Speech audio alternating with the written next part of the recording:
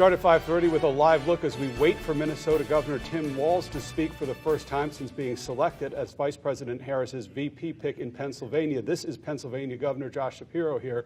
Walz left teaching to run for Congress and served there till 2019 until he was elected the governor of Minnesota. Again, we're waiting to hear from him. He's not the person that many Democrats thought she would choose, though. Hello again, everybody. I'm Chris Safadi. And I'm Lois Tomey. Walz and Harris have stops planned until Saturday. Wake News anchor Claire Galt joins us in the studio. And Claire, how do local Democrats feel about the choice?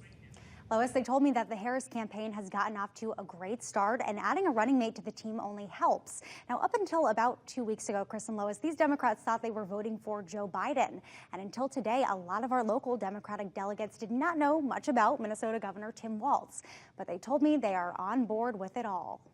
Robert Geltner texted me this gif when he heard the news. Kamala Harris clapping surrounded by confetti. The Lee County Democratic delegate told me he's celebrating the vice president's new running mate, Minnesota Governor Tim Walz. It's pretty exciting to finally have that ticket in place. I'm glad they finally announced it. It was kind of pins and needles while you're waiting to see what they're going to do. I was kind of hoping for Buttigieg. But Charlotte County Delegate Marvin Covey told me he's not disappointed. He's looking forward to getting to know Minnesota's governor. I've heard good things about him this morning. He brings a lot to the ticket.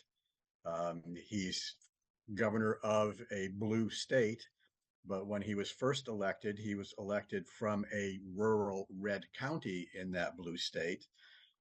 He's a 24-year Army National Guard veteran, a former teacher. He appeals across the board. Jim Rosenuss, chair of the Lee County Democratic Party, told me the party was averaging 2 new volunteers a week here before Harris announced her candidacy. Now, since July 27th, we have over 90 volunteers that we've put into our database already. The surge in enthusiasm and excitement hasn't slowed at all, and I don't think it will now that we have an official vice president on the ticket. But Donald Trump's campaign has a nickname for what's happening: the campaign donations, rising poll numbers, media attention. The former president calls it the Harris honeymoon and says it won't last long. And if you are wondering how Donald Trump feels about Walz, here is his reaction that he posted on Truth Social this afternoon.